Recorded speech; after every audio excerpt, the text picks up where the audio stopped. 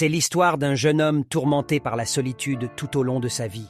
Ce jeune homme était différent, car il possédait un monstre enfermé en lui, un être sombre et puissant. En raison de cette étrange créature, les habitants de son village le prenaient pour un démon et le rejetaient sans pitié.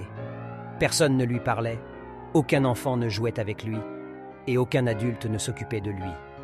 Son regard était empli de mépris. Pourtant, au milieu de cette cruelle solitude, le jeune homme avait noué une amitié sincère avec un professeur qui était devenu comme un père pour lui. Ce maître bienveillant avait vu au-delà de l'apparence et avait reconnu la véritable nature du jeune homme. Mais un jour tragique, le professeur fut tué par des ennemis du village.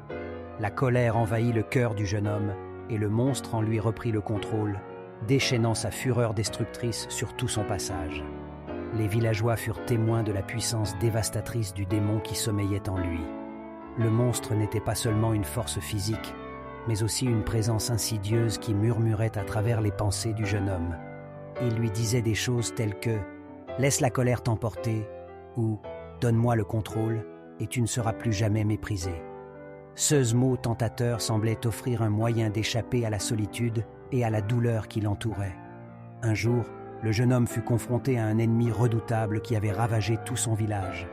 Le monstre reprit une fois de plus le contrôle, terrassant ses adversaires avec une rage sans limite.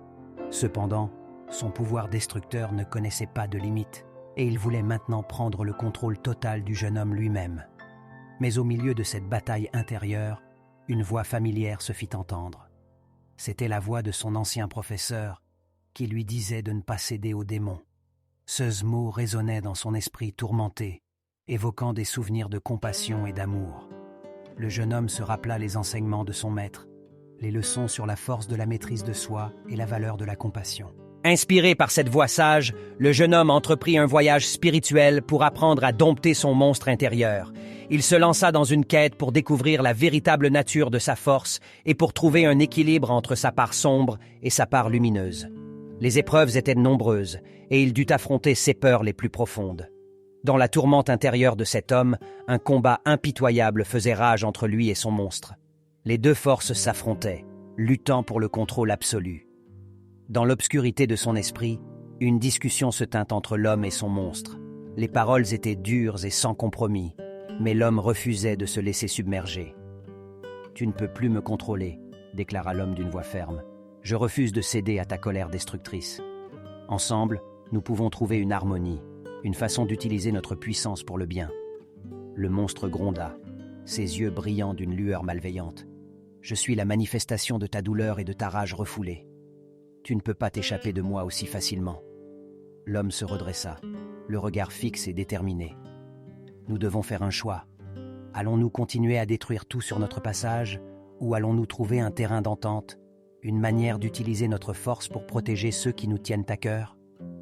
Un silence s'installa, tandis que le monstre observait l'homme avec une lueur de curiosité dans ses yeux sauvages. Finalement, il acquiesça d'un mouvement de tête. « Je ne te promets pas la docilité totale, mais je consentirai à trouver un équilibre. Nous serons les gardiens de notre propre destin. » L'accord fut scellé entre l'homme et son monstre. Ils commencèrent un travail acharné pour maîtriser leur dualité.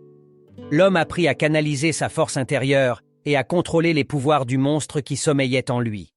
Il découvrit que sa rage pouvait être utilisée comme une arme de protection et de justice, plutôt que de destruction. Ce fut un voyage difficile, parsemé d'obstacles et de tentations.